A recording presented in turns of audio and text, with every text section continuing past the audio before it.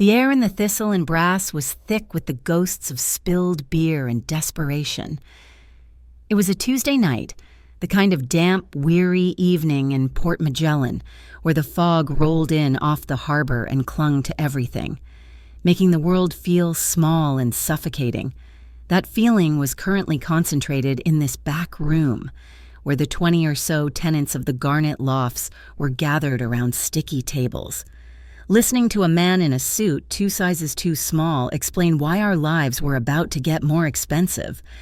His name was Dorian Pike, and he had the kind of smile that never reached his eyes.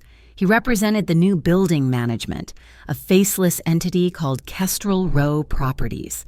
The document he'd slid in front of each of us was a single sheet of cheap paper, an addendum to our leases demanding a mandatory security fee.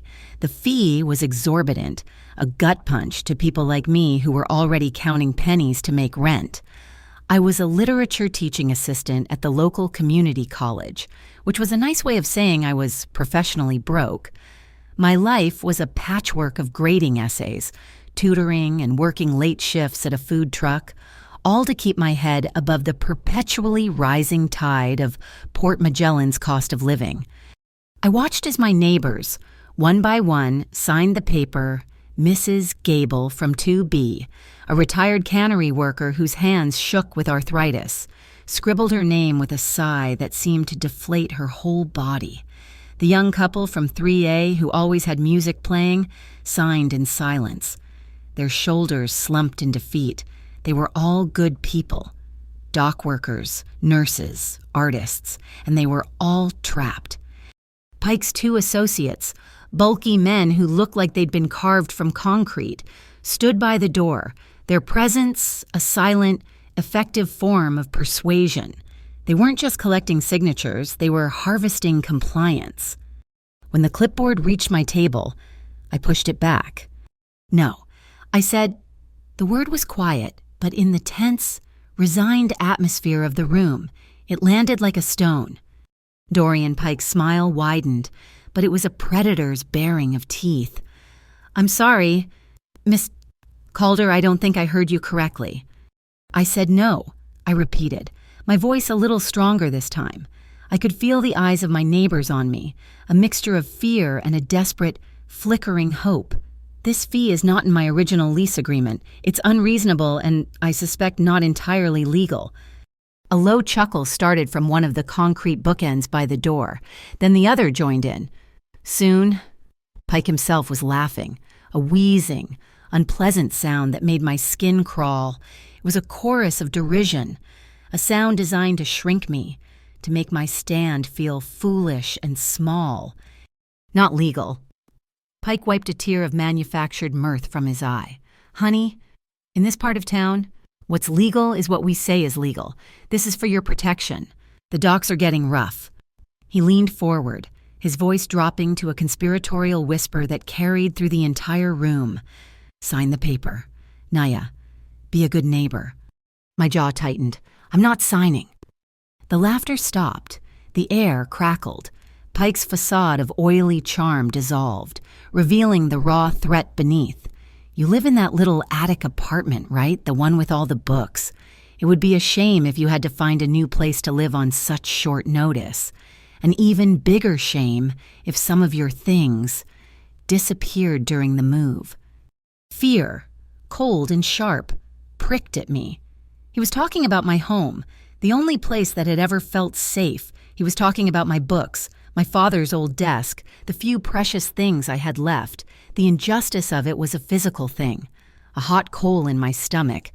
I opened my mouth to say something, anything, though I knew it was useless. But before I could speak, a sound cut through the tension. A soft, yet impossibly heavy, thud. From the dimmest corner of the room, a man I hadn't noticed before had moved forward. He was seated at a small table, a glass of amber liquid untouched before him. He wore a tailored charcoal suit that probably cost more than my car, and he moved with an unnerving stillness, as if the world arranged itself around him. He hadn't said a word, but he had just placed a gun on the table. It wasn't a modern polymer pistol. It was an M1911, a classic, its blued steel finish gleaming under the pub's low light. He didn't point it at anyone. He didn't brandish it. He simply set it down between his glass and the salt shaker, a gesture as casual as putting down a pen. It was a punctuation mark, a full stop. The entire room went silent. Even the buzzing of the faulty overhead lights seemed to hold its breath. Pike and his men froze, their smirks wiped clean from their faces.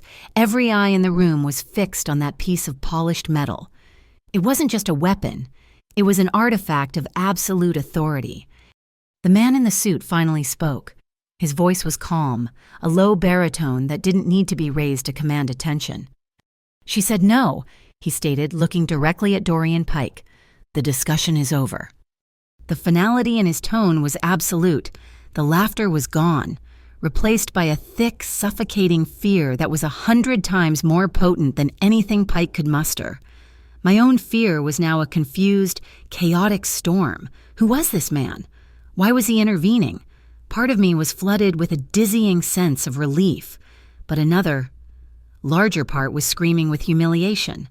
I had become the center of a spectacle. A damsel in distress whose denial only mattered when it was backed by the threat of a man with a gun. The thought made me sick with anger. I saw movement out of the corner of my eye.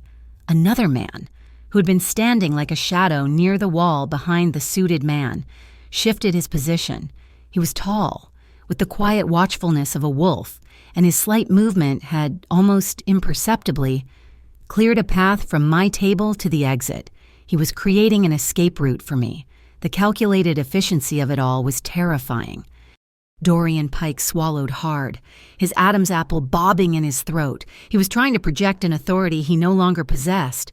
He looked from the gun to the man, his face pale. "This ain't your business," he managed to stammer. The man didn't even blink. He didn't have to. The M1911 on the table did all the talking. Pike seemed to shrink into his cheap suit. He threw a venomous glare in my direction, a look that promised retribution. "Fine," he spat. "We'll talk later, Miss Calder." He turned and stalked out of the room, his two thugs stumbling after him like chastened dogs.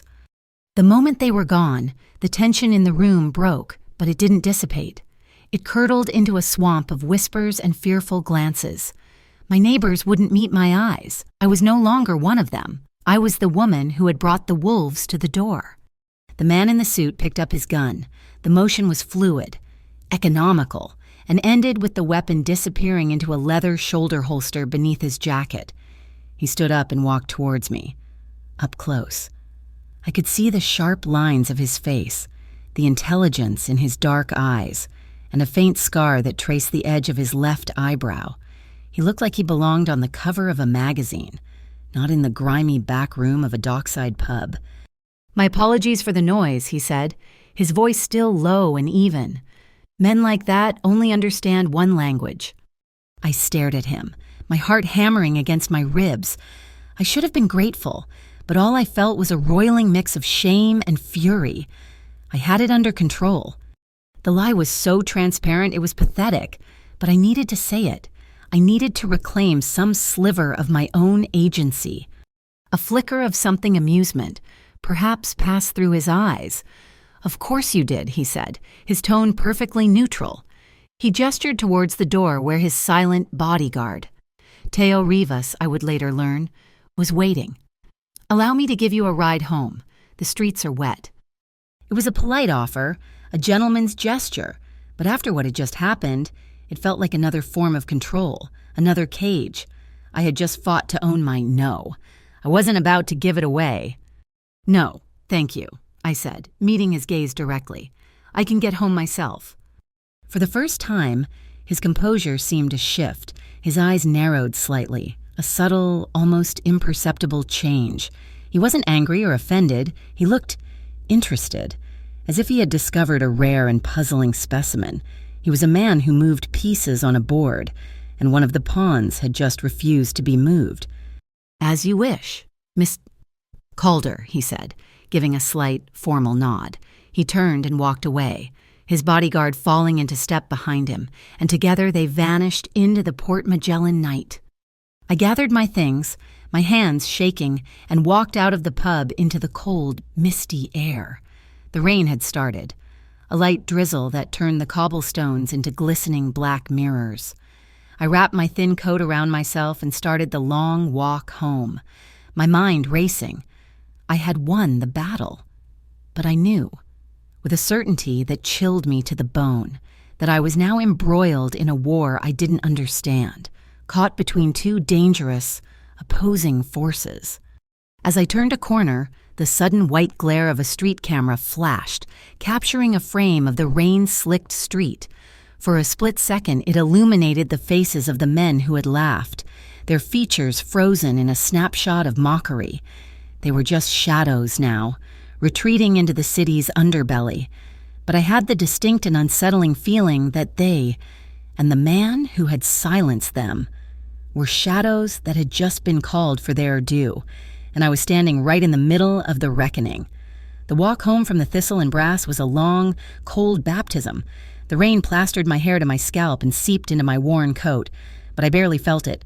My mind was a frantic kaleidoscope of images: Dorian Pike's sneering face, the collective fear of my neighbors, and the impossible weight of that M1911 sitting on a sticky pub table. By the time I climbed the 4 flights of stairs to our attic apartment, the adrenaline had worn off, leaving behind a bone-deep exhaustion and a tremor in my hands I couldn't control. Our home was a sanctuary of organized chaos under the eaves of the building. Overlooking Garnet Pier, it smelled of old paper, my Aunt Lila's lavender tea, and the faint, briny scent of the harbor that drifted through the window frames. Books were stacked on every available surface, a testament to my profession and my passion. From my desk, I could watch the container ships glide in like colossal, sleeping beasts, their lights painting shimmering trails on the black water. It was a view that had always calmed me.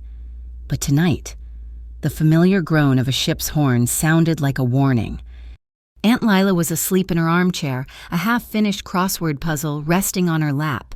Her breathing was a soft, rhythmic whisper. Seeing her, so peaceful and unaware, stoked the protective fire in my gut. This was why I'd said no. This tiny, cluttered, book-filled space was our whole world, and I would not let men like Pike bulldoze it. The days that followed were a study in forced normalcy. I graded freshman essays on symbolism and Hawthorne, their earnest, clumsy arguments a welcome distraction. I tutored a high school senior who was convinced Shakespeare was an alien, and I spent my evenings in the cramped, fragrant belly of the Tide and Flower food truck, serving gourmet fish tacos to tourists and dock workers, the smell of grilled lime and cilantro clinging to me long after my shift ended. Through it all, a ghost haunted the edges of my thoughts: the fire. It had happened 10 years ago, a warehouse down on Pier 12. My parents, both port administrators, had been working late. The official report called it faulty wiring, a tragic accident, but the whispers on the docks told a different story, one of insurance fraud and a deal gone wrong. No one was ever charged. The case went cold, leaving behind an unanswered question that had shaped the entire course of my life. It was the reason I distrusted the easy smiles of men in suits and the deep, tangled power structures of Port Magellan. You need to get the receipts. Naya, my best friend, Juno Park, told me over coffee 2 days after the pub incident. Juno was an independent journalist with a podcast that was slowly gaining a cult following for its deep dives into the city's political rot. She was all sharp angles and sharper intellect, the pragmatic anchor to my literary drift. I'd told her everything, and she'd listened with a grim, focused intensity. This Kestrel Row is a dumpster fire. Pike's threats are actionable. You need to record everything, every call, every conversation. Create a paper trail they can't burn.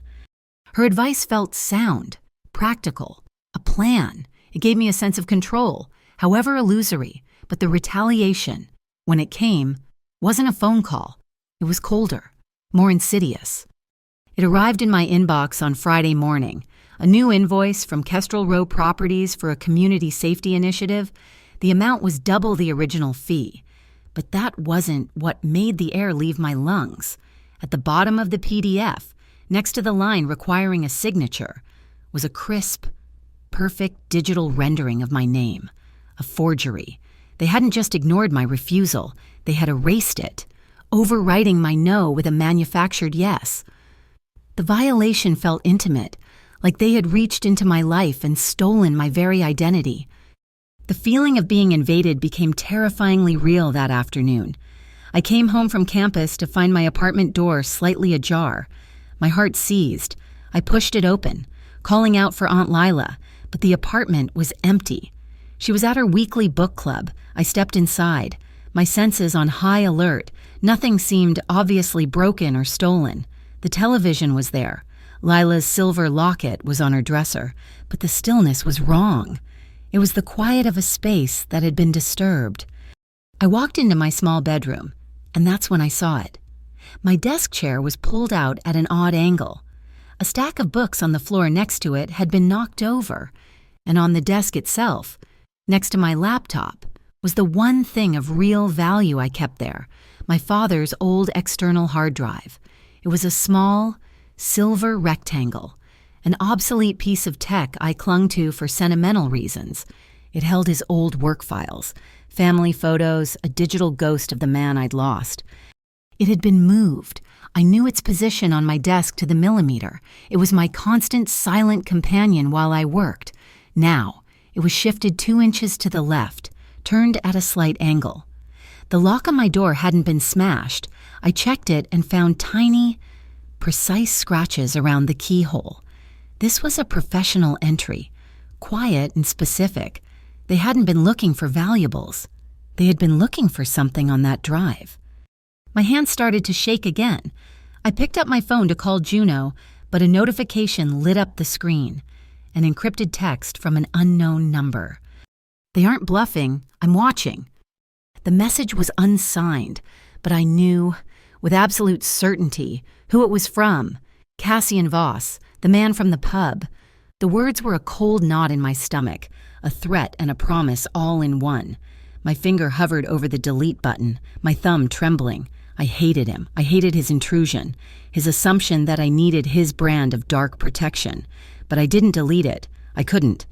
The feeling of being watched became a physical presence over the next few days. I'd catch a glimpse of a dark sedan parked down the street. Once, I saw the tall, watchful man, Teo, standing across from the food truck, his gaze sweeping the crowd. I was being babysat by the Mafia. The thought was so absurd, so far removed from my life of grading papers and selling tacos, that I might have laughed if I wasn't so terrified. That feeling of defiance, of being cornered, followed me into the classroom. My lecture for the week was on Herman Melville's Bartleby, the Scrivener. As I stood before my students, I heard my own voice explaining the profound power of Bartleby's passive resistance. His mantra, "I would prefer not to," is not a sign of weakness, I explained, the words tasting sharp and real on my tongue. It is a radical act of self-preservation. It is the quiet, unshakable refusal of a powerless individual to participate in a system he finds meaningless or unjust. He draws a line, not with a sword, but with a word. He's asserting that his own integrity is not for sale. I paused, my own situation pressing in on me, making it hard to breathe. I was Bartleby. They were demanding I sign, that I comply, and my entire being was screaming. I would prefer not to. The real blow came that night. Aunt Lila was quiet during dinner, picking at her food. Finally, she looked at me, her eyes filled with a pain that tore at my heart. "Naya, there's something I have to tell you," she began, her voice barely a whisper. "The roof was leaking last spring. Badly. I didn't want to worry you." She explained that a group called the Port Redevelopment Council had offered her a low-interest loan to get it fixed. They were kind, helpful, and the paperwork seemed straightforward. She'd been so relieved. A cold dread crept up my spine. Aunt Lila, who runs this council. "They're sponsored by Kestrel Rowe," she said, the name falling from her lips like a stone. She was in debt to them. The security fee wasn't a random shakedown. It was another turn of the screw. After she went to bed, I sat at my laptop for hours, my fingers flying across the keyboard. I found the loan documents she'd saved. The loan was approved through a bank I'd never heard of, Obsidian Savings Cooperative, and the legal name listed on the agreement, the co-signer for my aunt's debt, was Calder L., a designation they could only have gotten from my forged signature on that fraudulent safety fee invoice. It was a web, and they were pulling us deeper into the center. I called Juno, my voice tight with a mixture of panic and rage.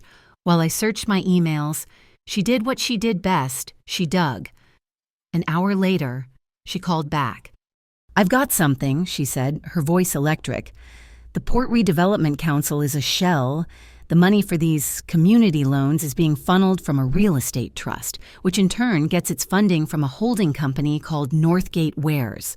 They're buying up debt, forcing people out and using it all as leverage. This isn't just about fees. Naya, they're trying to swallow the entire waterfront." The pieces clicked into place, forming a picture of such cold, calculated greed that it was breathtaking. They weren't just bullies.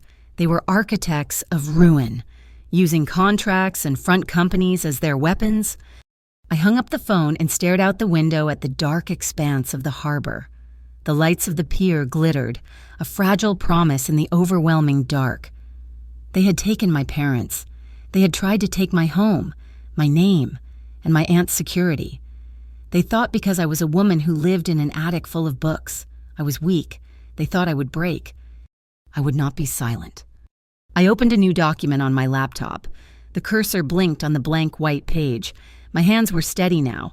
The fear was still there, a cold stone in my gut, but it had been joined by a hard, clear resolve. I typed a title, "Things That Are Not for Sale." And then I began to write my list.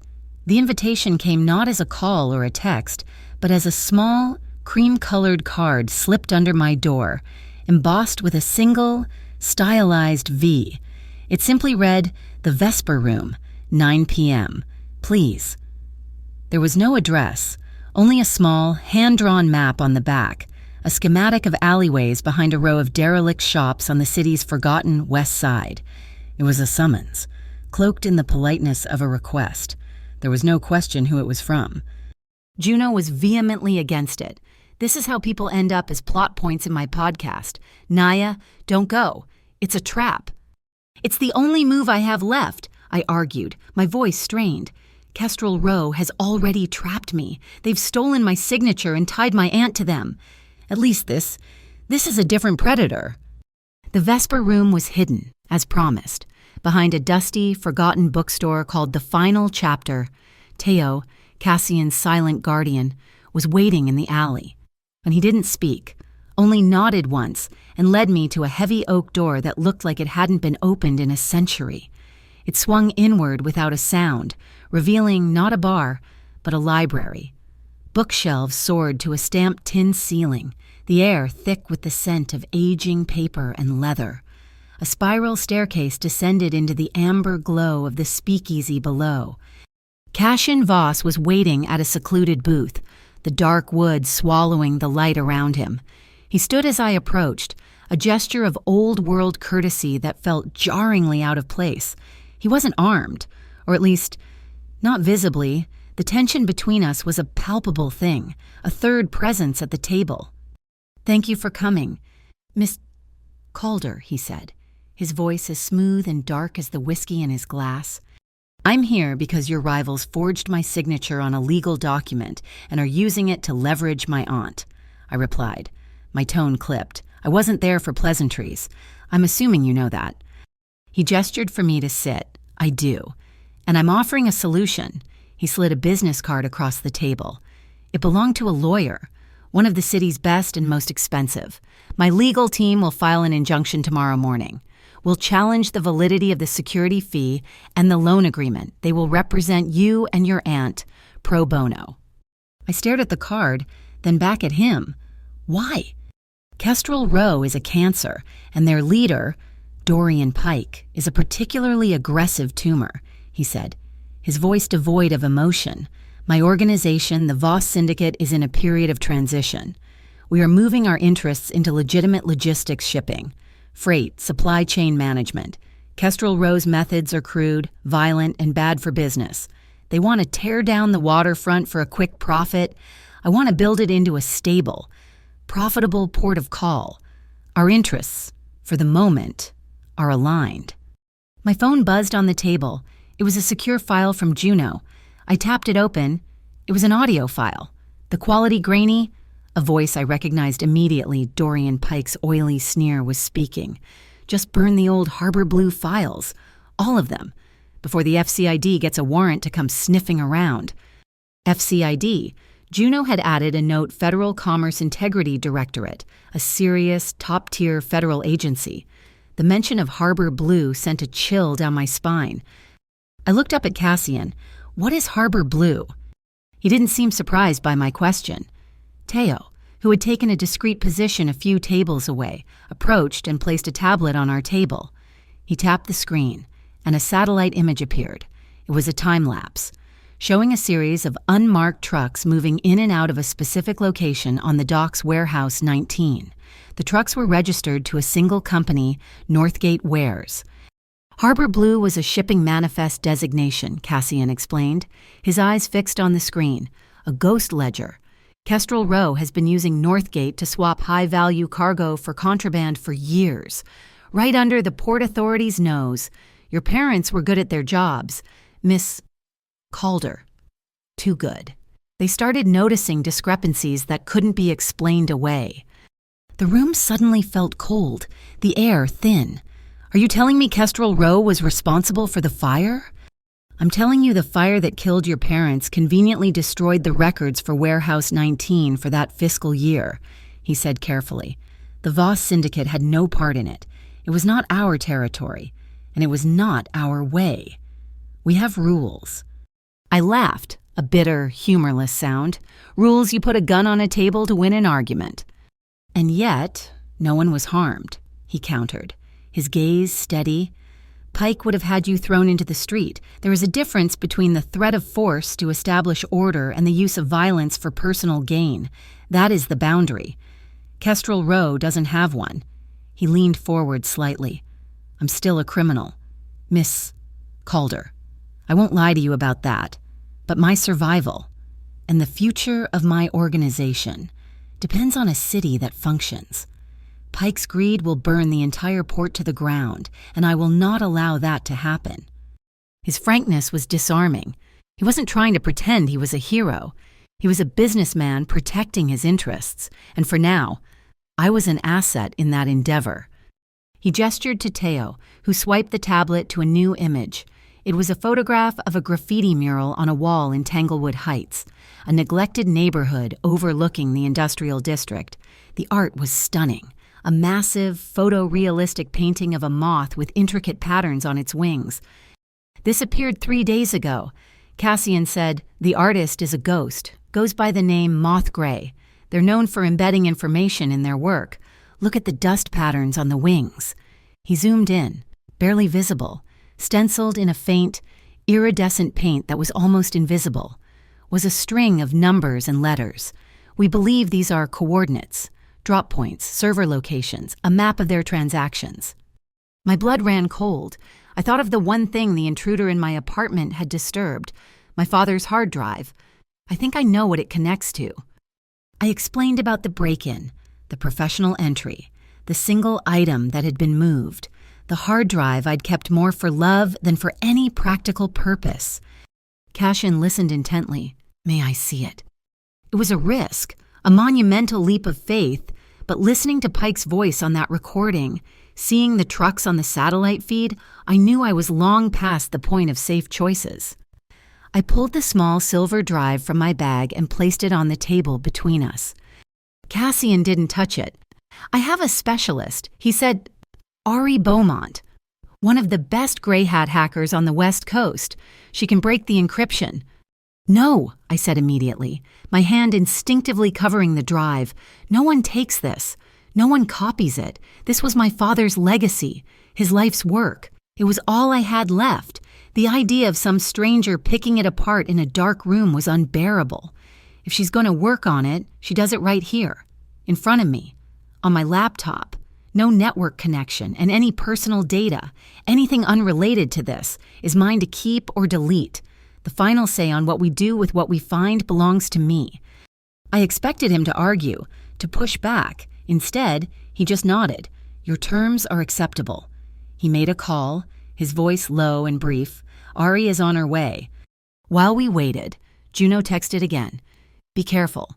A source on the force told me Pike's people have put your name on an internal disruptor list. They're actively targeting you now. The message was a jolt of fear, but it was too late to turn back. We were already in motion. Ari Beaumont was nothing like I expected. She was young, with neon pink hair and a laptop covered in anarchist stickers. She moved with a twitchy, caffeinated energy, her fingers flying across my keyboard with an artist's familiarity. She worked in silence, her brow furrowed in concentration. After 20 minutes, that felt like an eternity. A single folder appeared on my screen. It was labeled Harbor Blue. That's it, Ari said, leaning back. It's a nested encryption, a real piece of work. Looks like it's keyed to a dynamic data set, a location. The mural, Cassian said, his voice a low hum of realization. He looked at me. Your father's files and Mothgray's map are two halves of the same key. We have to go to Warehouse 19. We have to be there, on site, to unlock the rest of this. The plan formed with a terrifying, inexorable logic. We would go the next night, a small team, infiltrate the warehouse, access their local server, and use the coordinates from the mural to unlock my father's final message. As Ari packed her gear, Cassian turned to me. He produced a small velvet box. Inside, nestled on a bed of black satin, was a simple silver necklace. The pendant was a tiny, polished silver leaf, elegant and unassuming. This is for you, he said. There's a pressure-activated alarm inside. If you are ever in immediate danger, squeeze it, hard. Teo or one of my men will be there in minutes. I stared at it. It was beautiful. And it was a chain, a link to his world, his methods. He seemed to read my thoughts. Don't think of it as a leash. Miss Calder, he said softly. Think of it as a handrail in a high wind. I let him fasten it around my neck. The metal was cool against my skin. It felt impossibly heavy. The secret door to the library hissed shut behind me. The sound, ceiling are packed. As I stepped back out into the damp Port Magellan alley, I felt a fragile, fleeting connection to the man I'd left in the amber glow below. It was a wisp of empathy, thin as smoke, that rose between two people standing on opposite sides of a moral chasm, momentarily united by a common enemy. And just as quickly, as the cold night air hit my face, it was gone. The night air of the harbor was a cold, wet blade. Warehouse 19 loomed in front of us, a colossal block of rust and shadows squatting at the edge of the pier. It was a dead zone, the last stop for forgotten cargo, and, I was beginning to realize, the birthplace of my family's destruction. Our team was small, assembled with a specific, grim purpose. Cassian was the operational lead, moving with an unnerving, predatory grace, his eyes scanning every shadow. Teo, his shadow, was pure, silent security. Ari Beaumont, her neon pink hair tucked under a black beanie, was a bundle of nervous energy, her backpack filled with technology that looked both futuristic and homemade. And then there was me, Naya Calder, the literature TA, now functioning as the data specialist and, in a way, the key.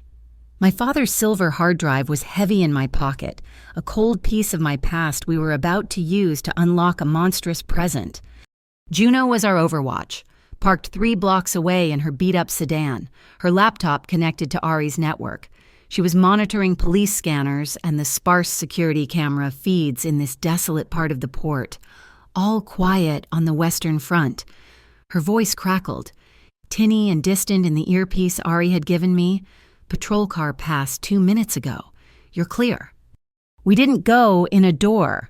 Teo moved to the edge of the pier and, with a quiet grunt, prized open a heavy iron storm grate. The smell that rose from the darkness was immediate and overwhelming low tide, creosote, and decay. "This is the old saltwater intake for the fire suppression system," Cassian murmured, his voice close to my ear. "It runs under the main loading bay." Teo descended first, his form disappearing into the black. Ari followed, and then Cassian motioned for me. "Stay close."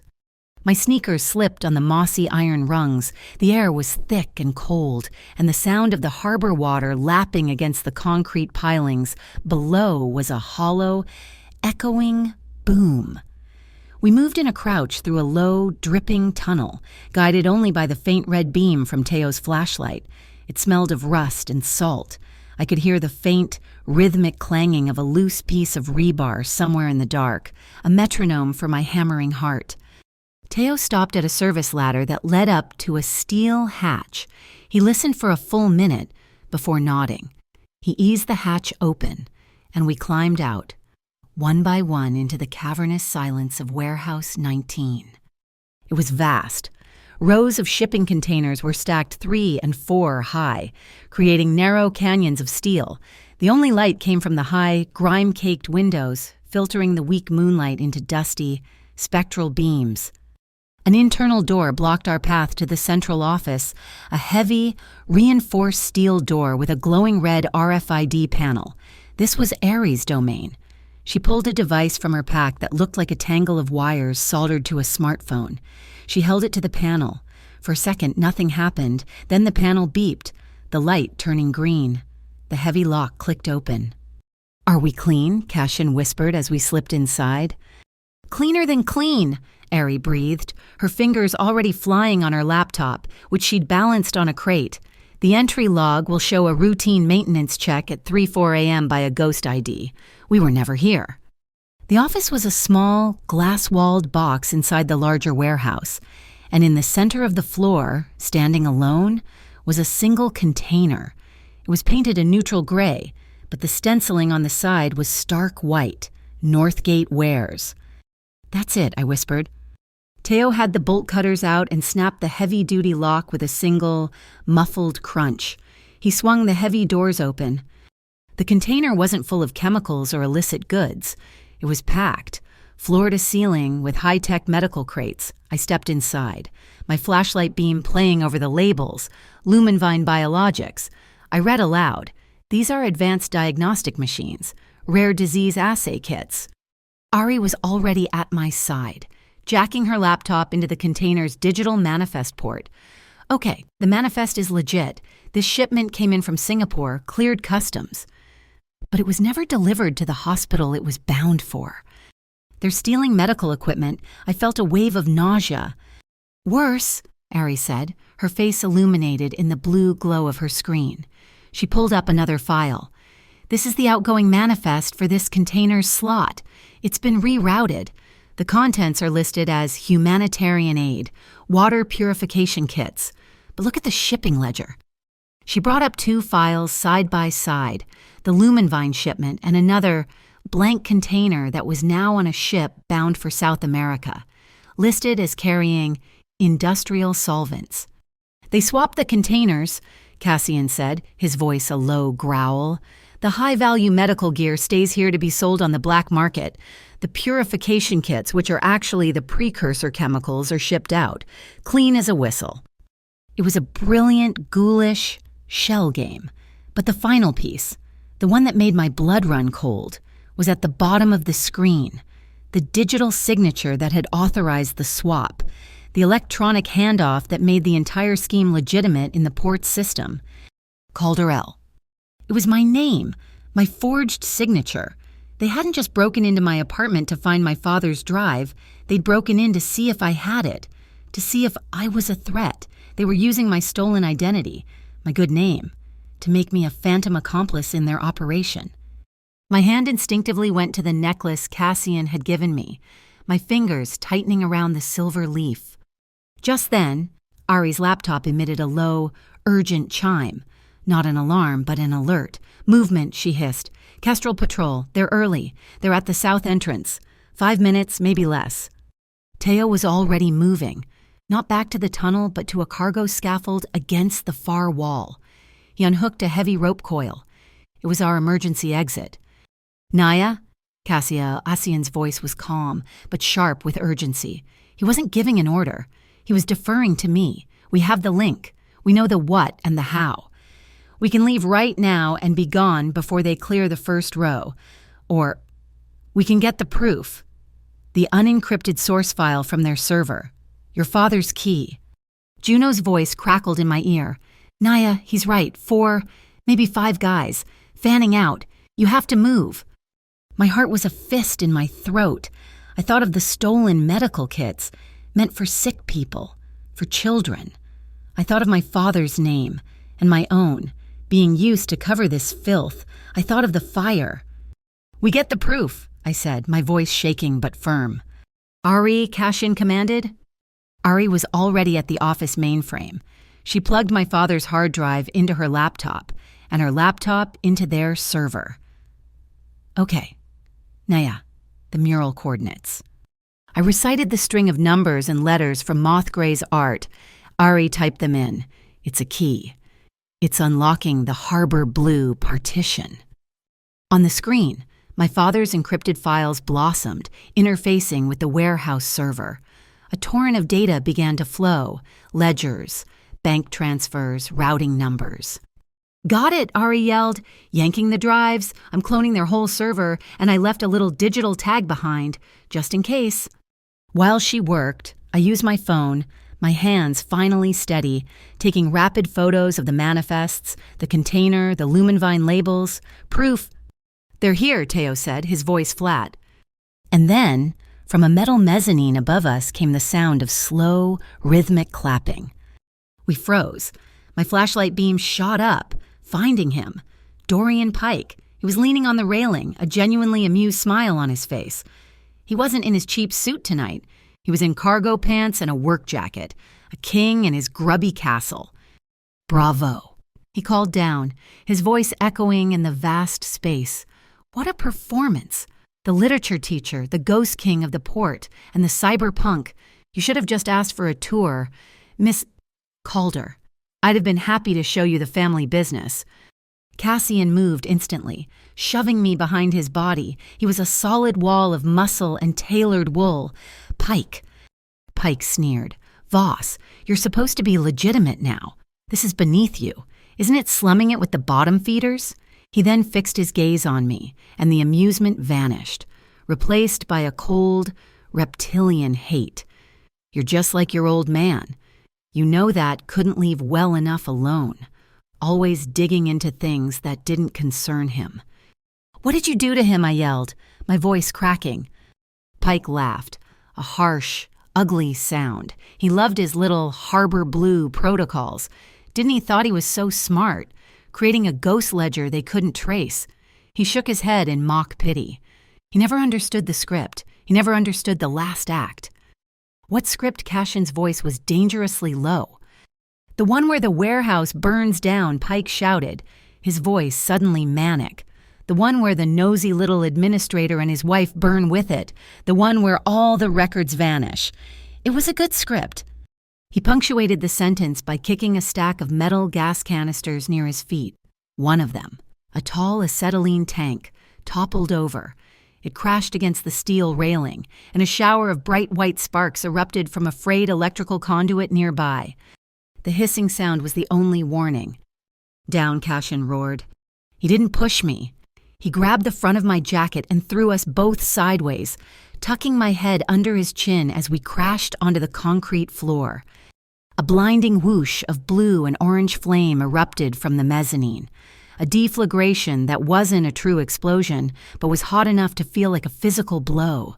The heat was instantaneous and searing, and the sound was a deafening roar. Now Goteo was already at the scaffold, holding the rope. Ari scrambled up. Cassian was on his feet, Alarn hauling me up with one arm. Move, Naya, go. He shoved me toward the scaffold ladder. Teo grabbed my hand and pulled me up. Cassian was right behind me. We climbed into the rafters. ran along a catwalk, and dropped down through a roof access hatch onto a lower adjoining roof. We didn't stop running until we were 3 blocks away, tumbling into the back of Juno's waiting sedan. She sped off, her tires squealing on the wet asphalt. I leaned back against the seat, my lungs heaving, pulling in the blessed, cold night air. But underneath the smell of the sea, another scent clung to me. Scorched paint, burning chemicals, burning plastic. It was the smell from my nightmares, the smell that had haunted me for 10 years, the smell of the fire that had taken my parents. Pike's laughter was still echoing in my head. This wasn't about a fee anymore. It wasn't about a signature. It was a reckoning. This was the promise my father died for, and it was the one I would live to finish. Juno drove, her knuckles white on the steering wheel, her eyes darting between the road and the rearview mirror. Ori was a silent, vibrating ball of tension in the passenger seat. Her laptop clutched to her chest. I was in the back, beside Cassian. Teo's black sedan followed us like a hearse, a constant, dark shadow. I couldn't get the smell out of my nose. Scorched paint, melted plastic, and something else. Something acrid and chemical that clung to my hair and my coat. It was the smell of my nightmares, the sensory ghost that had haunted me for a decade. And now, thanks to Dorian Pike, it was real again. We didn't go to my apartment. We didn't go to the Vesper room. Juno drove for 30 minutes, taking a baffling series of turns, until she pulled into the subterranean garage of a sterile, anonymous glass high-rise. The sign in the lobby simply read, "The Malachite." The safe house was a corner apartment on the 30th floor, a world of beige carpets, generic art, and floor-to-ceiling windows that looked out over a city I no longer recognized. It was clean, cold, and utterly impersonal. Juno and Ari immediately gravitated to the dining room table, setting up a digital command center, their muttered techno-jargon a low, anxious hum. Teo took up a position by the door, a silent sentinel. Cassian stood at the window, his back to me, looking down at the glittering sprawl of Port Magellan. The adrenaline from the escape was draining away, leaving a raw, hollow space inside me. It was in that space that Pike's words began to echo, the one where the warehouse burns down, the one where the nosy little administrator and his wife burn with it. "He laughed," I said, my voice barely a whisper. The words stopped Cassian. He turned, his face an unreadable mask in the dim light. He laughed about it. He called it a good script. He said he said they burned. My hands were shaking, and I balled them into fists. You knew it was him. You said the fire conveniently destroyed the records. You knew, and you let me walk in there. "I suspected," Cassian said, his voice level, but with a new, hard edge. "I did not know. Suspicion is not proof, and I do not move on rumor." "That's not an answer," my voice cracked, rising with a hysteria I couldn't control. "You deal in this. This is your world. How do I know you weren't part of it? How do I know the Voss Syndicate didn't just subcontract the dirty work?" He moved then, closing the space between us in 2 quick, silent strides. He didn't touch me, but his proximity was overwhelming, a wall of focused energy. "My organization, Miss Calder," he said, his voice low and intense, "did not start that fire. We did not profit from it, and we did not sanction it. We have many sins, but that is not one of them. Pike's greed, and his alone, is responsible for your parents' deaths. That is my word, and it is the only one I will give you on this matter." His certainty was absolute. It was as cold and hard as the gun he'd placed on the pub table. It didn't offer comfort. It offered fact. I wanted to break, to collapse, but the furious, terrified energy inside me had nowhere to go. "I'm in," Ari's voice cut through the tension. We all turned. She was staring, wide-eyed, at her screen. "Oh, Naya, this is so much bigger than Northgate."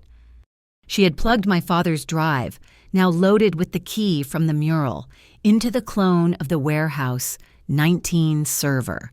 The data that exploded across her screen wasn't just a list of stolen goods. Your father was a genius, Ari murmured. The Harbor Blue file wasn't just a ledger. It was a skeleton key, a program designed to unlock and map a specific kind of fraudulent supply chain. She pointed to a complex diagram that looked like a spider's web. Here's the swap. The Lumenvine medical supplies come in. Pike's Northgate crew flags it, and your forged Calder L signature authorizes its transfer to a cold container. Then the chemicals go out, masked as humanitarian aid, the manifests, the bank transfers, the insider login credentials. It's all here. So we have him, Juno said, leaning in. We have Pike. We have Pike, Cassian corrected, stepping up behind Ari, his gaze locked on the screen. But Pike is just the rabid dog. Who holds the leash? Ari's fingers flew across the keyboard. I'm tracing the money. The profits from the black market sales of that Lumenvine gear. They don't go to Pike. They get washed through a series of offshore accounts and then funneled right back into the Obsidian Savings Cooperative. The bank that held my aunt's loan? And from there, Ari continued, her voice grim, it goes directly to the main benefactor of the Port Redevelopment Council. A name appeared on the screen, attached to a photo. It wasn't some shadowy gangster. It was a man I recognized from billboards. A smiling, handsome man in a crisp, open-collared shirt. Brennan Morrow, the city's golden boy, a tech billionaire turned philanthropist, famous for his urban renewal projects. Morrow, I breathed, horrified. He's funding Kestrel Row. He's not just funding them, Cassian said, his voice a low growl. He is Kestrel Row. Pike is just his VP of acquisitions. Ari pulled up another window. It all makes sense now. The tenants. All of you. She highlighted a flow of money. The security fees you're all being forced to pay. The high-interest loans like your aunt's. That money is being used to deliberately devalue your own properties. Morrow creates a high-risk investment zone, drives down the market value. Then his redevelopment council sweeps in, condemns the buildings, and buys the entire waterfront for pennies on the dollar. He's using you to finance your own eviction. The sheer, cold-blooded brilliance of it was staggering. We have to release this, I said, my voice shaking with a new kind of fury. We give it all to Juno. We send it to the FCID, right now. No, Cassian said, so sharply it made me jump. You do that, and Morrow cuts Pike loose. He'll claim he was the victim of a rogue employee. Pike, or one of his men, will take the fall for the warehouse swap. Morrow's lawyers will bury the financial connection in litigation for a decade. The original Harbor Blue files will be dismissed as the ramblings of a dead man. And all the evidence we just copied, it will be inadmissible. Fruit of a poisonous tree, you will have shown your hand, and he will have sacrificed a pawn to save his king. He's right, Juno said, her face pale. We can't just leak it. A leak can be plugged. This has to be a public detonation. We have to force a public reckoning. Her eyes lit up. The City Port Authority Commission. They have oversight of all harbor operations, including Morrow's redevelopment contracts. We petition for an emergency public hearing, we get on the docket, and I live stream the entire thing. By the time Morrow's lawyers even know what's happening, the data will be public record, time-stamped, and broadcast to the entire city. They can't burn the evidence if everyone has a copy. A plan. It was a terrifying, audacious plan. Cassian nodded slowly. That could work, but it gives them a window. The second we file for that hearing, we are officially on his clock. Morrow will move from intimidation to elimination. He turned his gaze on me. It was hard, uncompromising, which brings me to my condition. From this moment until that hearing is over, you do not leave Teo's sight. You don't go to the kitchen. You don't go to the bathroom. You don't go anywhere without him. They tried to burn you alive tonight. Naya, next time, they won't be so theatrical. I am not your prisoner, I shot back, the old defiance flaring. I hated this. I hated being handled, protected, managed. It is not a cage, he said, his voice flat. It's a shield. You are the one who has to present this. Naya, You are the only one who can connect your father's files to Pike's actions. You are now the single most valuable and the single most endangered person in this city. You will accept the protection, or this alliance is over." I stared at him, my heart hammering. I hated that he was right. I hated the loss of my own agency, but I hated Brennan Morrow more. Fine. The next few days were a blur. While Juno worked her connections to force the hearing and Ari built a bulletproof, user-friendly presentation of the data, I became Teo's student. He was a man of profound and terrifying economy. He taught me not how to fight, but how to see.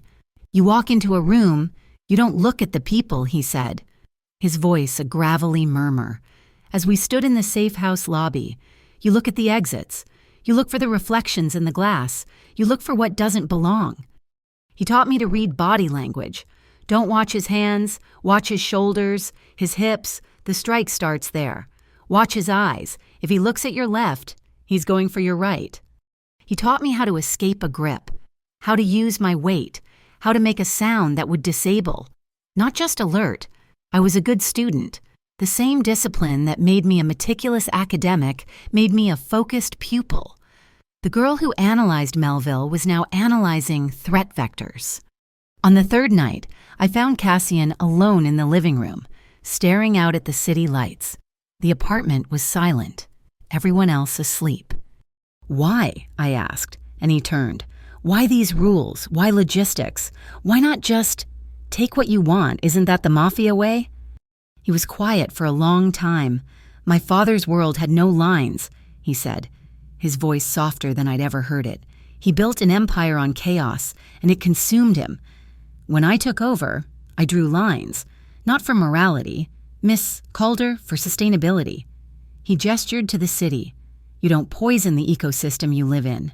You don't sell people, you don't hurt children, and you don't prey on the working communities that are the lifeblood of the city. Kestrel Row breaks all those rules. They are a sickness. That's not business. It's a tantrum."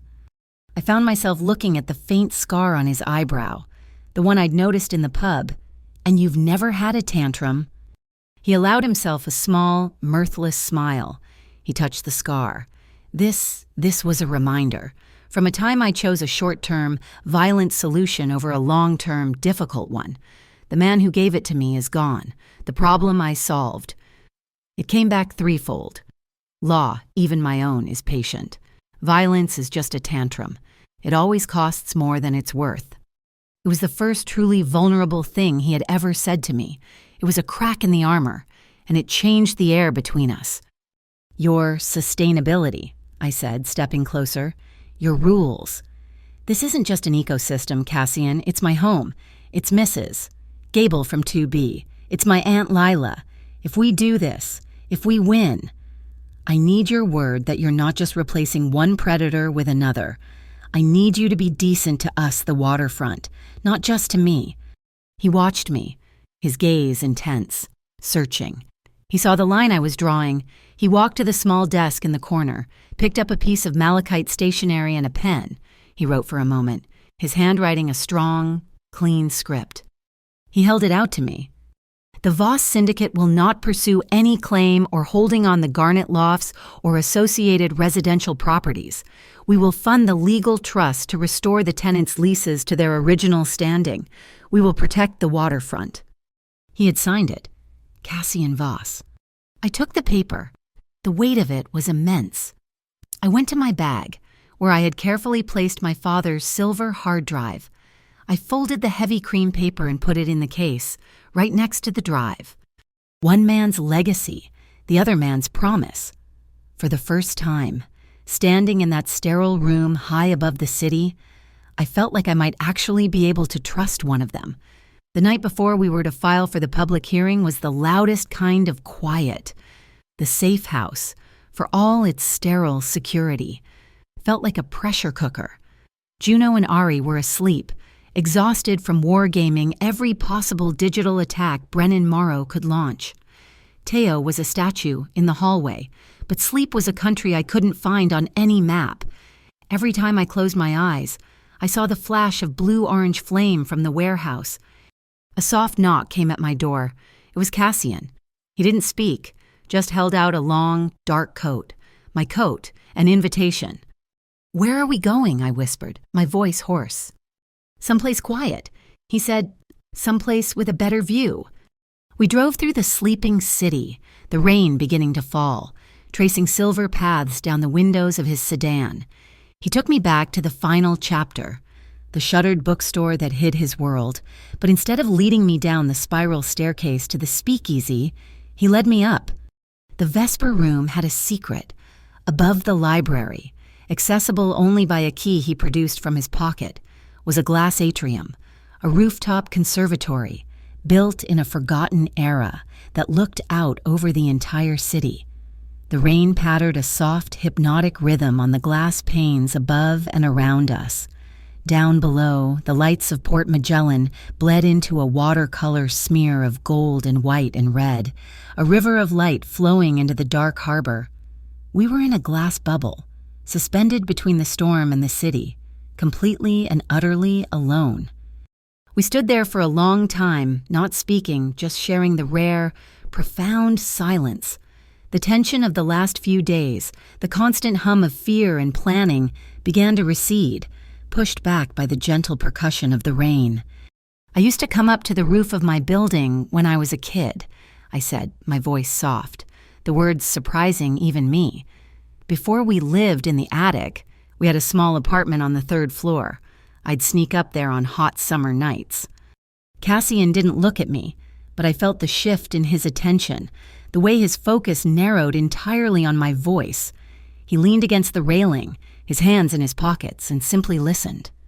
"The whole pier smelled different then," I continued, a phantom scent rising in my memory, of hot asphalt and diesel from the trucks, but also of salt and drying fishing nets. On a still day, you could smell the churros from the cart on Garnet Pier. My dad would bring them home sometimes, still warm in a paper bag. He and my mom. They loved this place. They saw the grit, but they saw the heart, too. They believed in the people who made their lives here. I was telling him about the ghosts I truly carried, not the specters of a fiery death, but the vibrant, laughing ghosts of a happy childhood. I was sharing the pieces of myself that had nothing to do with Kestrel Row or the Voss Syndicate, the small, precious memories that were mine alone. I had never told anyone these things, not even Juno. They felt too fragile, too easily broken by the harshness of the world. When I finished, the silence that returned was different. It was warmer, filled with the unspoken weight of my past. Cassian's stillness was no longer the unnerving calm of a predator, but the deep, respectful quiet of a confidant. In a world where everyone wanted something from me, my signature, my compliance, my father's data, he was giving me something instead. He was giving me the space to be heard. That simple act of restraint was what finally broke through my defenses. It was more intimate than any touch could have been, and it made me want to touch him. I reached out, my fingers hesitating for a fraction of a second before I took his hand. His skin was warm, his grip surprisingly gentle as his fingers closed around mine. It was a simple connection, but it felt momentous, a current of warmth passing between us in the cold, rain-streaked room. My choice. He looked down at our joined hands, then met my eyes. His gaze was dark and serious. "I will not take your choices from you. Naya," he whispered, his voice a low rumble that I felt more than heard. "Not tonight, not ever." It was a vow, a promise that he understood on a fundamental level. What this fight was about for me. It wasn't just about justice, it was about reclaiming the right to say no and the freedom to say yes. He didn't let go of my hand. Instead, he drew me gently away from the glass, into the center of the empty room. There, with no music but the drumming of the rain on the roof, we began to dance.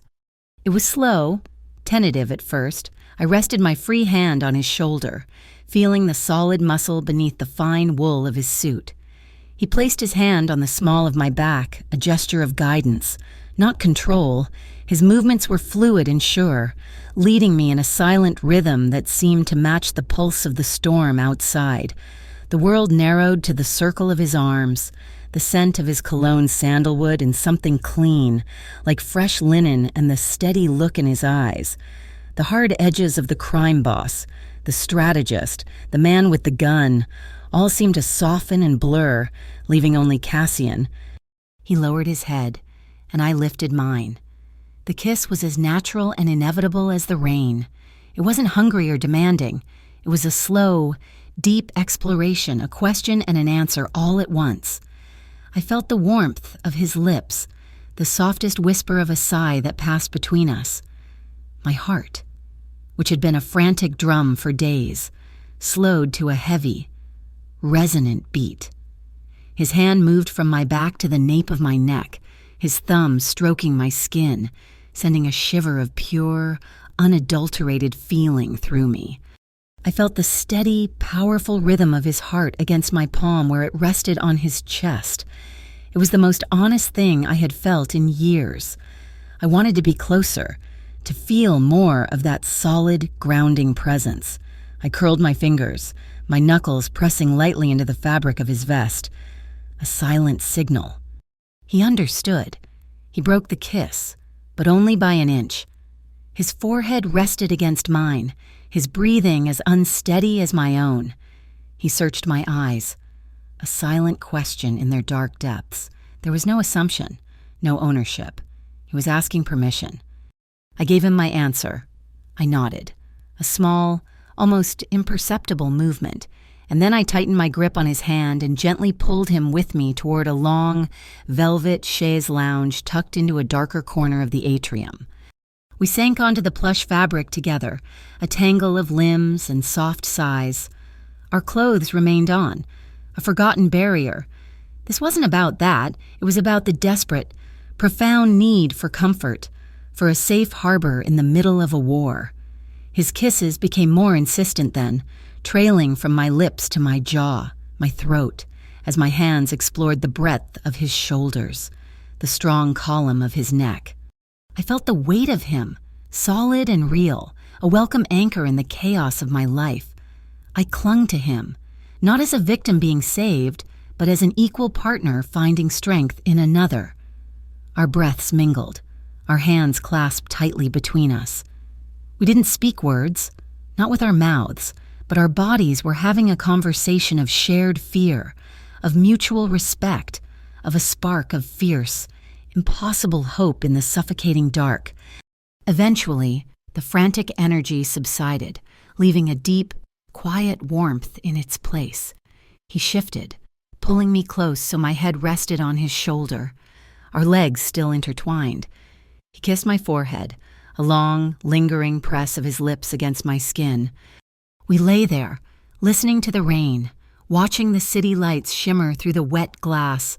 I felt the tension of the last 10 years, the weight of being alone, begin to dissolve in the quiet safety of his arms. In the morning, he whispered against my hair, his voice thick with an emotion I couldn't name. It will still be us. A small, breathless smile touched my lips. Promise. I felt his answering smile against my temple. Promise. He wasn't my savior. I hadn't been rescued. I had walked into this alliance with my eyes open, and tonight, I had chosen to step closer. He hadn't conquered or claimed me. He had waited, and he had asked. This fragile, powerful thing we had just shared wasn't a vulnerability. It wasn't a weakness that Brennan Morrow could exploit. It was a resource. It was strength. It was the armor I didn't know I needed for the battle that was to come. And I knew, as the first hints of dawn began to gray the eastern sky, that it would be tested before the day was out. The promise made in the rainy dawn felt like a lifetime ago by noon. The new day didn't bring quiet resolve. It brought war, waged not with guns, but with official letterhead. The summons arrived via a stone-faced courier. It was from the Federal Commerce Integrity Directorate, the FCID. My presence was officially requested to answer questions regarding irregularities in Port Authority shipping manifests. The centerpiece of their inquiry, highlighted in bold, was the digital signature Calder L. Brennan Morrow wasn't just coming for me in the shadows anymore. He was using the full, crushing weight of the federal government to drag me into the light. It was a brilliant trap. If I refused, I was obstructing a federal investigation. If I went, I would be walking into a room of agents he had undoubtedly compromised, where my every word could be twisted into a confession. "He's flushing you out," Cassian said, his voice a flat, cold line of analysis. We were gathered around the dining table at the Malachite, the official letter lying between us like a dead thing. "He wants you on his territory. On the record, isolated." "So I don't go," I said, my heart a frantic bird in my chest. "No," Cassian countered, his eyes locking with mine. "You go. But you don't go alone." He looked at Ari. "The bait. Is it ready?" Ari nodded, a grim smile on her face. "Oh, it's a work of art." She held up a slim, innocuous-looking thumb drive. "This is a keylogger, but a smart one. When you go in, you'll volunteer to help them access the corrupted files with your credentials. They'll think they're watching you. In reality, this little beauty will be mapping their network, identifying the user who accesses the forged signature, and planning a tracker on the digital file itself. When they make their next move to use that forgery, it will ping us with a location and a timestamp. We're not just answering the summons. We're turning their trap into our listening post. It was a terrifying, elegant solution, a reversal. I was still the bait, but now the hook was poisoned.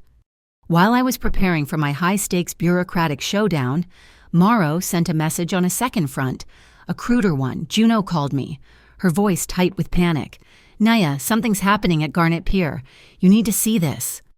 She patched her phone's camera through to Ari's laptop.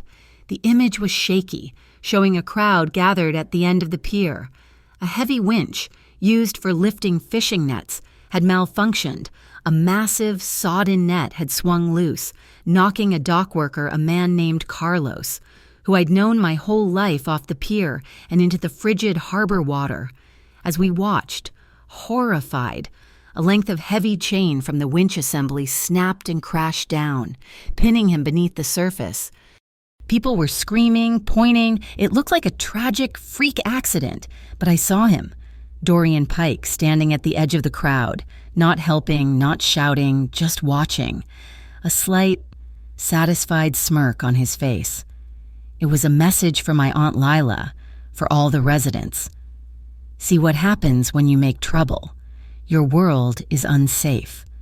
Before I could even process the horror, a figure moved with impossible speed. Teo. He had been shadowing my aunt on her morning walk. He didn't hesitate.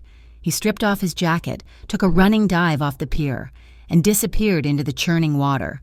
Seconds later, he resurfaced, somehow managing to heave the chain off Carlos, and then hauled the sputtering, half-drowned man to the pier ladder.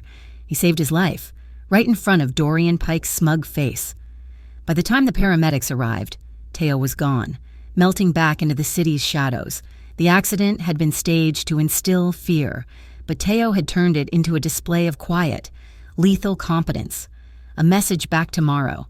Your threats will be neutralized.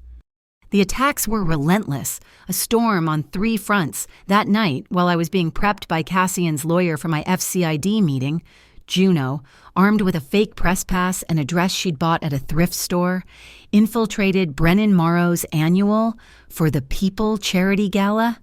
It was a sickening spectacle of the city's elite congratulating themselves on their generosity. But Juno wasn't there for the champagne. She was there for the intel. She managed to lift a tablet from a junior executive's briefcase. On it, she found the motherlode draft contracts for the securitization of the waterfront properties. Morrow wasn't just planning to buy the land, he was planning to bundle the mortgages, including my aunt's fraudulent loan, into complex financial instruments to be sold to the highest bidder. He was gambling with my neighbors' homes on a global market. While Morrow was playing the benevolent billionaire, Cassian was quietly waging a counterinsurgency. He called it the Sound Wall. It started small, A local grocery store in the waterfront district suddenly found its debts paid by an anonymous benefactor, allowing them to lower their prices. A pop-up medical clinic, staffed by a retired doctor on Cassian's payroll, opened in a vacant storefront, offering free checkups. A food truck, a competitor of the Tide and Flour, began serving hot meals to dock workers for $1. He was shoring up the community, making it impossible for Morrow to bleed the residents dry. He was fulfilling the promise he had written on that piece of paper, building a wall not of bricks, but of support, making the community too healthy to be condemned. The final piece of the puzzle came, as it always did, from Ari. She'd been obsessively studying the high-resolution photos of the moth-gray mural. "I've got it," she announced, her voice buzzing with discovery. "The coordinates. They're not just a key, they're a physical location. An old fiber-optic cabling tunnel that runs directly under Warehouse 19. It was decommissioned 15 years ago. If you wanted to run a shadow server, a ghost in the machine completely isolated from the main port network, that's where you'd put it. We knew what we had to do. We had to go back. The entrance to the tunnel was a manhole in a weed-choked alley a quarter-mile from the warehouse. This time, I was different. The raw, reactive fear had been replaced by a cold, sharp focus. Teo's lessons echoed in my mind. I noted the two means of egress from the alley. I watched the reflections in a grimy puddle. As I descended into the darkness, my hand was steady on the flashlight. I was no longer being led into danger. I was walking toward a target. The air was stagnant, thick with the dust of decades and the smell of ozone from the decaying cables. Glassine insulation crunched under our boots. Rats scurried in the periphery of our light beams. It was a tomb of forgotten technology. Ari led us, her device beeping softly. We followed a thick conduit of bundled cables to a small, concrete side room, and there it was, a single server rack, humming softly, its blinking green lights an obscene pulse of life in the dead tunnel. "Hello, beautiful," Ari whispered. She jacked in. The data from my father's drive, the clone of the warehouse server, and now this ghost server, all began to sync. It was the final, undeniable link. The server log was a meticulous record of every swapped container, every falsified manifest, every dirty dollar. It was a direct, irrefutable chain of command that started with a low-level thug in an orange vest and ended with a single name, Brennan Morrow. Just as the last of the data was being copied, a high-pitched alarm shrieked from Ari's laptop, a silent tripwire on the server rack. "They know we're here," she hissed, yanking the cables, "and they're coming." We heard them before we saw them, the heavy thud of boots from both ends of the tunnel. We were caught. "Orange vests," Teo said, his voice flat. He looked at Cassian. "2 teams, 4 men each. I'll take the west corridor. You get them out east." He didn't wait for an answer. He turned and ran toward the sound of the approaching footsteps, a solid, unmoving object going to meet an unstoppable force. "Go," Cassian yelled, grabbing my arm. We ran, our footsteps echoing in the narrow space. The beams of their flashlights cut through the darkness behind us. I could hear the sounds of the fight, short, brutal grunts, the sickening thud of fists on flesh, Teo holding the line. We reached a ventilation shaft. Cassian produced a small, metallic disc from his pocket and threw it behind us. It didn't explode.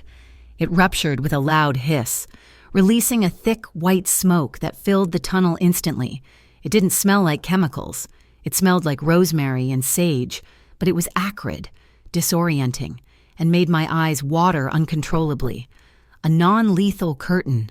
One of his rules made real. We scrambled up the shaft and emerged, coughing and gasping, into the blessed night air. We were safe. But the fight wasn't over. As we piled into Juno's car, her phone, which was streaming her podcast live, buzzed with a notification. A special guest had just called into her show to clear the air about the unfortunate disturbances at the port. It was Dorian Pike. "This tragic figure," Naya Calder, Pike was saying, his voice dripping with false sympathy, "is being manipulated by the criminal Cassian Voss.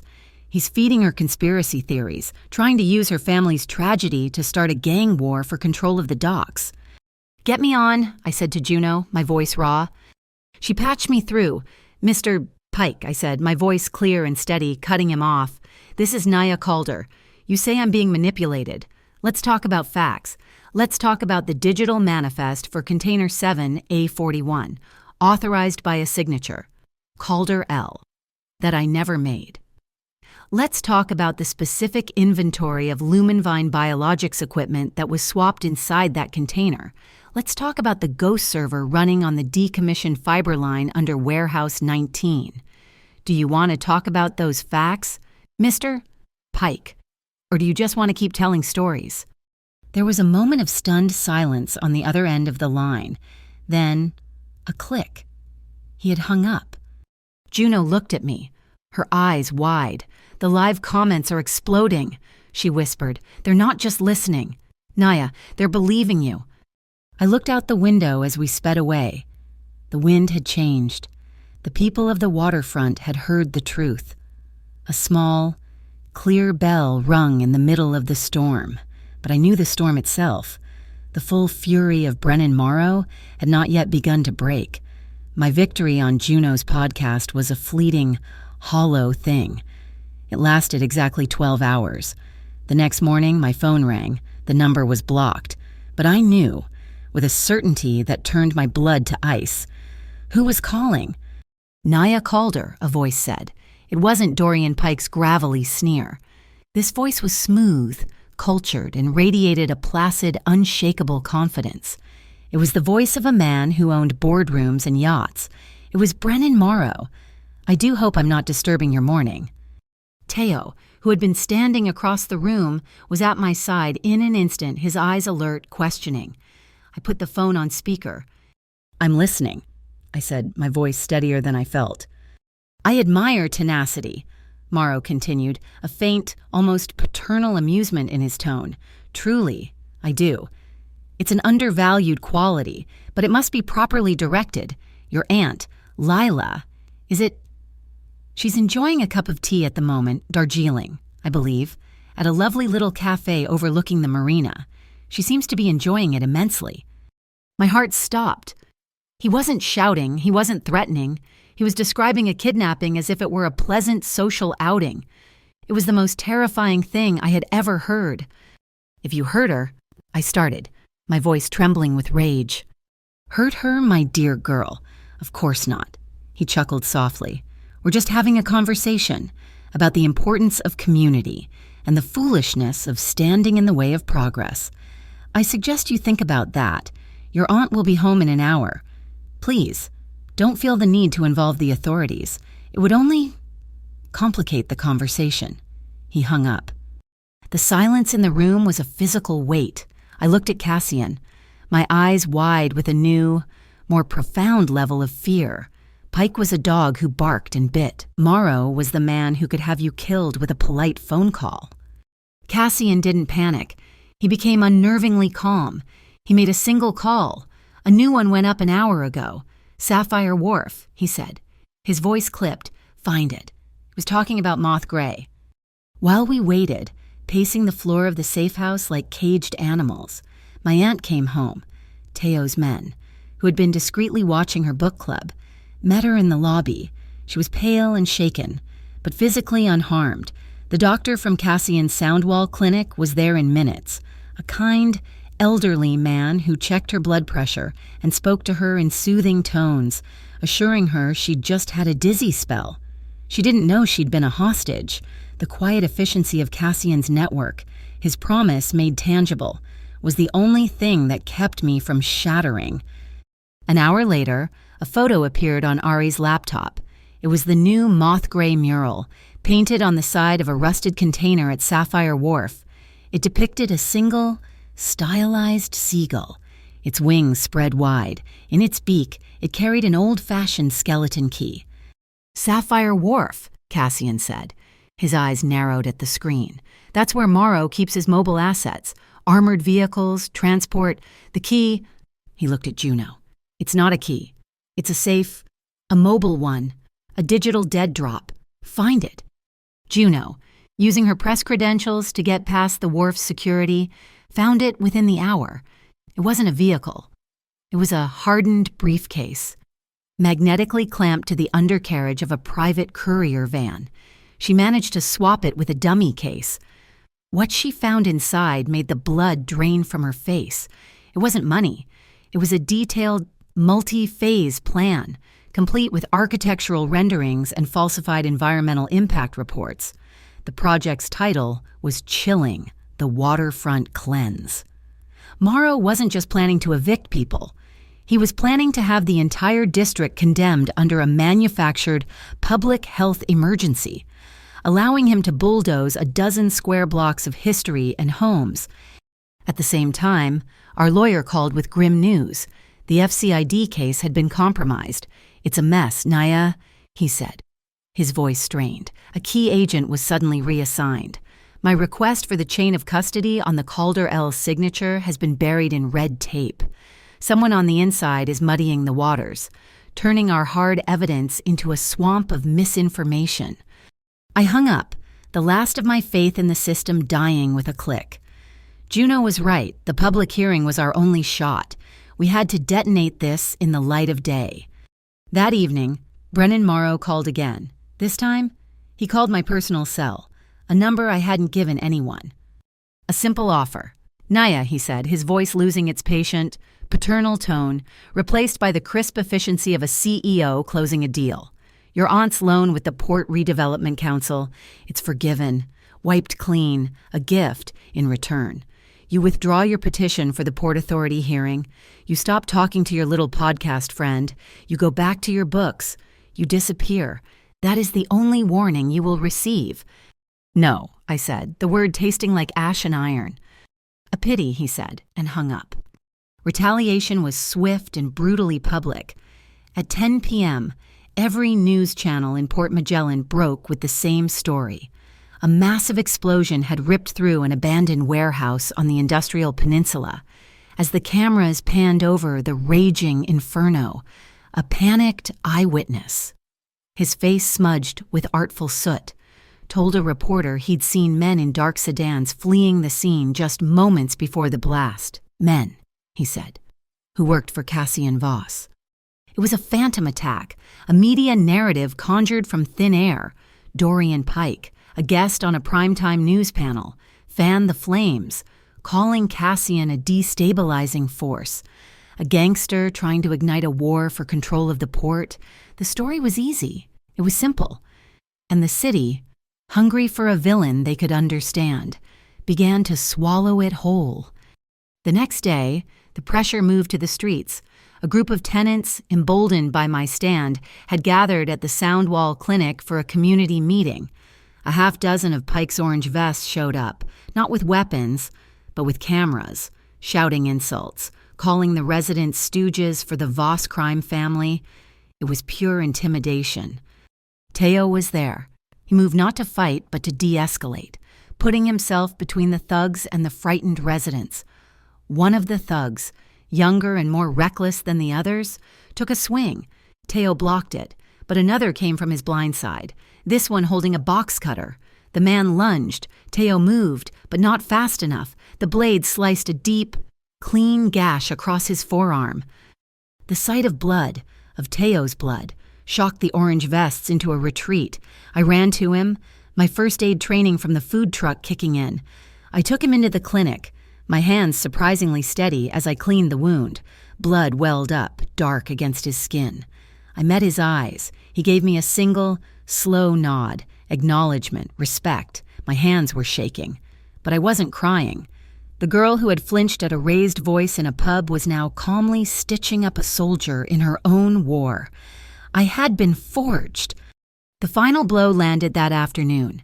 Cassian received a summons, not from the police, but from a shadowy consortium of the city's most powerful business leaders who called themselves the Harbor Masters Alliance, the old money, the shipping magnates, the union bosses who truly controlled the flow of goods in and out of the port. He was gone for 2 hours. When he returned to the Malachite, the armor was back in place, but I could see the cracks. "They gave me an ultimatum," he said, his voice flat. devoid of all emotion. He was looking out the window, but he wasn't seeing the city. The Alliance is prepared to offer the Voss Syndicate an exclusive 10-year contract to manage all legitimate freight logistics for the entire western seaboard. It's the culmination of everything I've been working toward. Legitimacy, a seat at the table, a future. He paused, and the weight of his next words filled the room.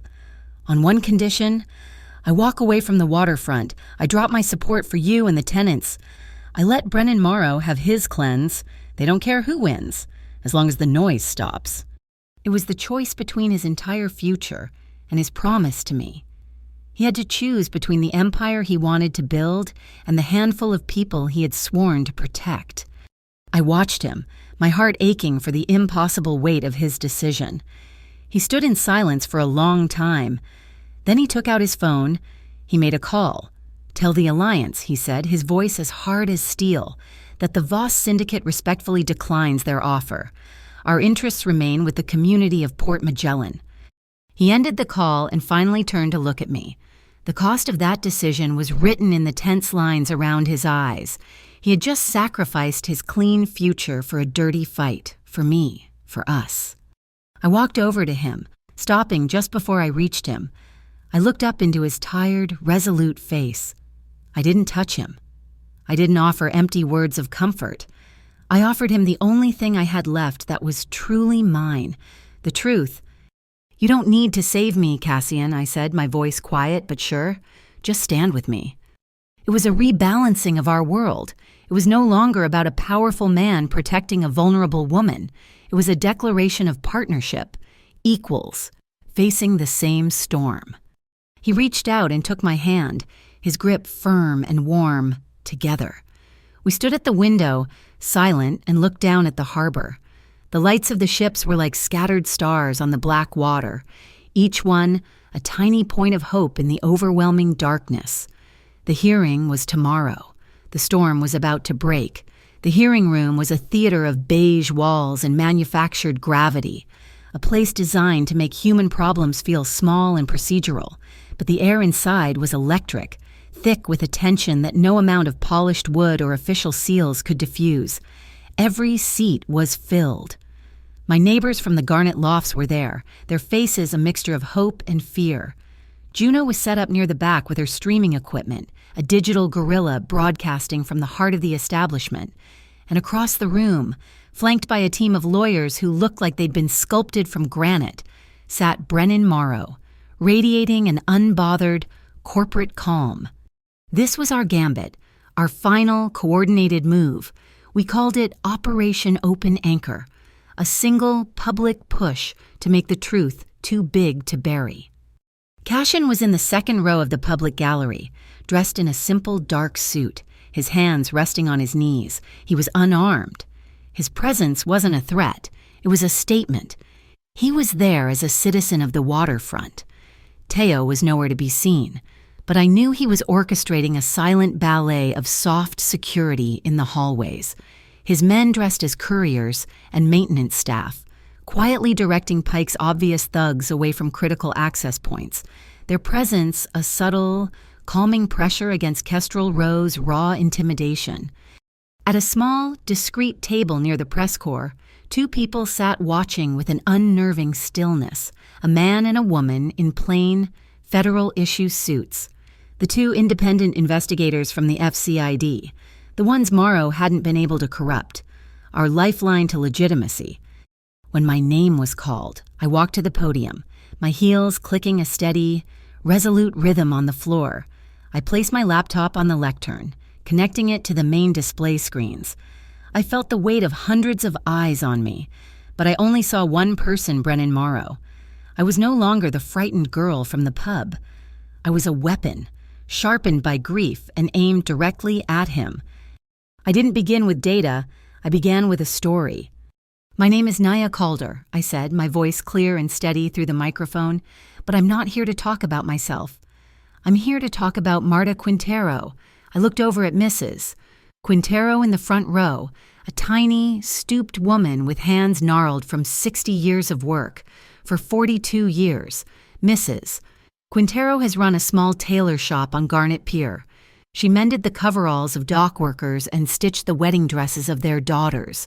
Last month, she was served with a notice from the Port Redevelopment Council. Her building was being condemned. The loan she had taken out to repair her leaky roof, a loan brokered by the council, had been deemed unserviceable. She was given 30 days to vacate the only home and business she has ever known. I let the silence hang in the air. The commissioners on the dais, who had been shuffling papers, were now looking at me. I had their attention. I had the room's heart. Mrs. Quintero's story is not unique, I continued. It is a template, a cruel and calculated business model designed by Mr. Brennan Morrow. Morrow's lead lawyer shot to his feet. Objection. This is a baseless personal attack. It is a statement of fact, I countered, and I have the evidence to prove it. This was the signal. Morrow's team called their first witness, a community leader I'd never seen before, who began a tearful, scripted testimony about how I was a troubled young woman, manipulated by the Voss criminal enterprise to destabilize the community. As he spoke, Ari, sitting next to Juno, typed a single command. The bait was taken. On the large screen behind the commission, a new window suddenly popped up, overlaying the city seal. It was a complex diagram of a cryptocurrency transaction. It showed a recent payment of $50,000, transferred from an anonymous wallet to another wallet labeled Community Liaison 01. The witness stammered, his words faltering as a collective gasp went through the room. Ari's digital tag had worked. His lie had triggered the trap, exposing his own corruption in real time. He fled the podium in disgrace. A second witness was called, a disgruntled tenant. And the same thing happened. A different transaction, a different wallet, the same public humiliation. Morrow's offense had crumbled before it even began. Now, it was my turn. The story of the waterfront isn't written in ledgers, I said, looking directly at Morrow. It's written in data. Let me show you. On the screen, Ari's presentation bloomed to life. It was a dynamic map of Port Magellan's shipping lanes. It begins, as everything on the waterfront does, with a shipment, a single container icon lit up, high-value medical equipment from Lumenvine Biologics. But here, a red line shot from the icon to a holding area it is illegally diverted by Northgate Wares, a front company for Kestrel Row. The authorization for that diversion, I continued, my voice ringing with cold fury, was made with a forged digital signature, my signature. The Calderal document flashed on the screen, alongside a timestamp that placed its creation 24 hours after the break-in at my apartment. That forged signature was then used to co-sign predatory loans, like the one given to Mrs. Quintero. The money from those loans and the profits from the black market sale of that stolen medical equipment were funneled through the Obsidian Savings Cooperative and directly into the primary investment fund for Mr. Morrow's Port Redevelopment Council. The map on the screen was now a dizzying web of arrows and shell corporations, a visual representation of a grand criminal conspiracy. Every line, every transaction, every piece of data we had gathered now flowed to a single point. And it all culminates here. I pressed the final key, the web contracted, and all the lines terminated on a single glowing node in the center of the screen, Brennan Morrow's smiling corporate photo. Morrow, for the first time, looked rattled. He stood up, his voice booming with theatrical indignation. This is a digital light show, a fantasy woven from stolen data and wild accusations by a woman in league with a known crime boss. Where is the verifiable proof? Juno, on cue, hit play. The audio filled the room, grainy but unmistakable. It was Dorian Pike's voice, recorded in the echoing darkness of Warehouse 19, the script where the warehouse burns down, the one where the nosy little administrator and his wife burn with it. It was a good script. The confession hung in the air, a poisonous, undeniable truth. And that's when the last semblance of control shattered. Dorian Pike, who'd been standing in the back of the room, let out a wordless roar of pure rage.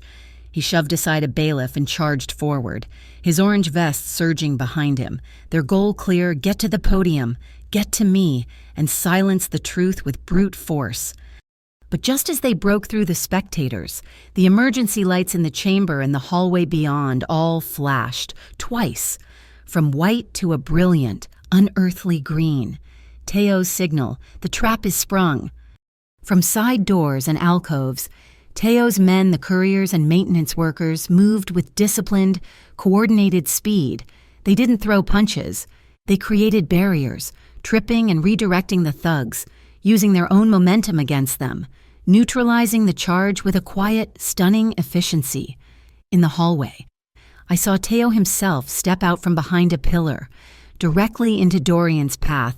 I learned later that Mothgray's final piece of art, a tiny phosphorescent arrow painted on the floor trim, had shown him exactly where to stand.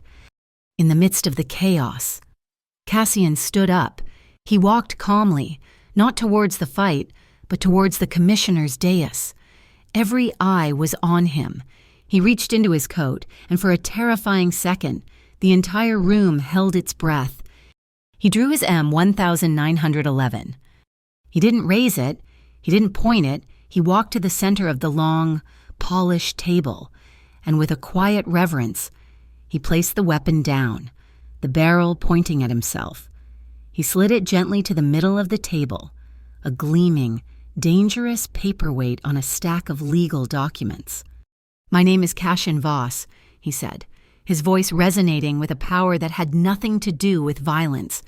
"My history in this city is complicated, but today I am not here as a part of that history." He looked from the commissioners to the stunned FCID agents.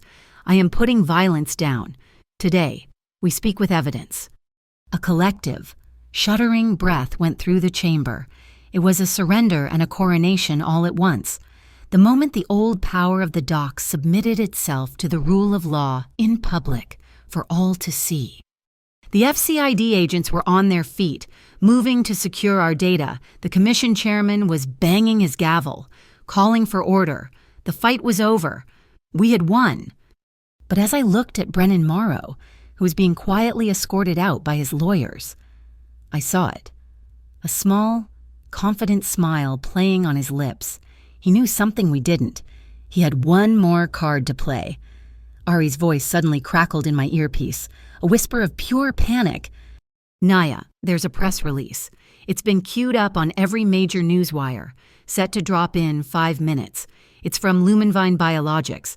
They're accusing you, by name, of corporate espionage and the deliberate sabotage of a humanitarian aid shipment." The knot was not yet undone. He was going to burn the world to rule the ashes. The victory soured in the air before we could even taste it. As the commission chairman began to call for a vote, the large display screens, which had moments before been our stage of triumph, flickered. A new image appeared. It was the polished corporate logo of Lumenvine Biologics, followed by a press release. Its headline, "A stiletto to the heart of our credibility. Port Authority whistleblower named in corporate espionage plot. Humanitarian aid shipment sabotaged." A wave of confusion and doubt rippled through the chamber. The commissioners looked from the screen to me, their expressions hardening. My neighbors' hopeful faces began to cloud with uncertainty. Brennan Morrow's lawyers were already distributing copies to the press. It was his checkmate. He had anticipated his own defeat and laid a final, poisoned arrow, time to fly the moment he fell.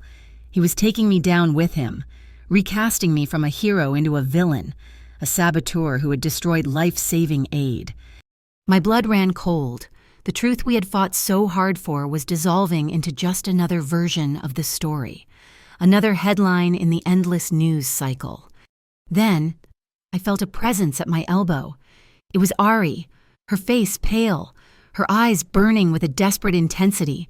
She spoke in a whisper so low it was almost lost in the rising murmur of the crowd, a whisper thin and sharp as a needle.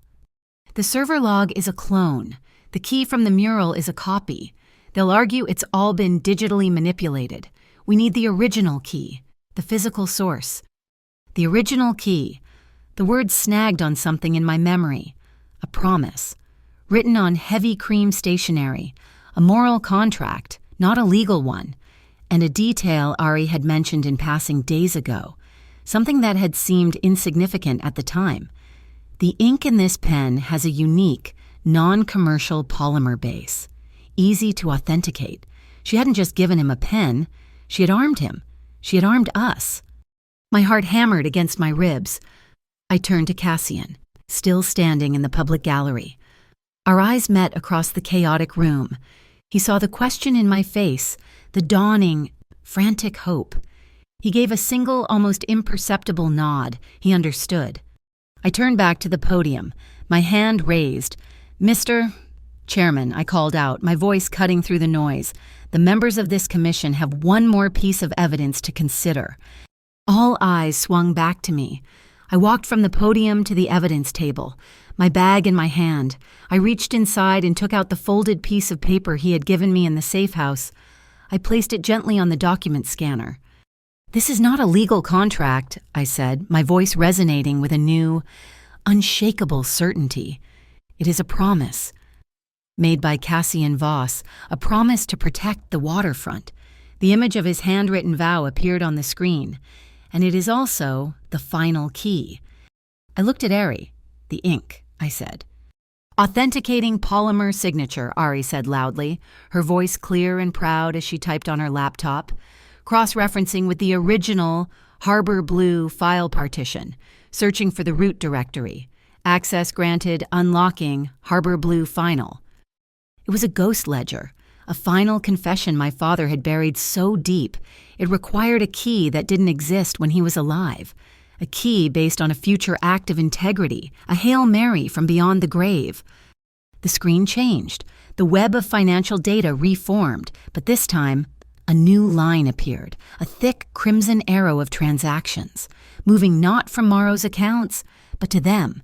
It was a secret funding protocol from a hidden subsidiary of Brennan Morrow's tech empire, paid directly to a private R&D account at Lumenvine Biologics. "Mr. Morrow didn't just profit from stolen aid," I announced, my voice ringing with the force of absolute truth. "He paid Lumenvine to create a phantom crisis. The stolen shipment was never intended for humanitarian relief. It was a prop, a stage-managed disaster designed to fail, to create the very public health emergency he needed to invoke the condemnation clause in his redevelopment contract and seize the waterfront. The story isn't that the aid was stolen. The story is that the aid was never real to begin with." A profound, deathly silence fell over the room. The lie was so monstrous, so complete, that it took a moment for the reality of it to land. And in that moment, Dorian Pike, who'd been held back by the bailiffs, finally snapped. With a primal scream of rage, he lunged, not at me, but at the evidence table. His intent clear: destroy the data, destroy the truth. But Teo was already moving. He and two of the plainclothes civil defense officers converged on Pike in a stunning display of non-violent force. There were no punches, no brutal strikes. It was a quiet, brutal poetry of leverage and control. Pike's lunge was redirected, his arms pinned, and he was brought to the floor with a controlled thud. The click of nylon zip ties being pulled tight was the only sound. His discarded weapons were kicked harmlessly to the side. The spirit of the room, the spirit of putting violence down, had held. Dorian Pike, the man of threats and brute force, was finished. He stared up from the floor, his eyes hollow, defeated. Brennan Morrow, watching his last soldier fall, turned and made for the exit. "Mr. Morrow," a calm voice said. The two FCID agents were blocking his path. "We'd like you to accompany us." The city's district attorney, who had been watching from the gallery, stepped forward. The trap was closed. As they escorted Morrow away, Cassian walked back to the commissioner's dais. He stood before his gun, still lying on the polished wood, with a slow, deliberate motion. He reached out and turned it, so the barrel was no longer pointing at his own chest, but away, toward the past. Then, with the tips of his fingers, he pushed it gently away from himself, an offering, a final act of surrender. "I take responsibility for my past," he said. his voice quiet but carrying through the now silent room.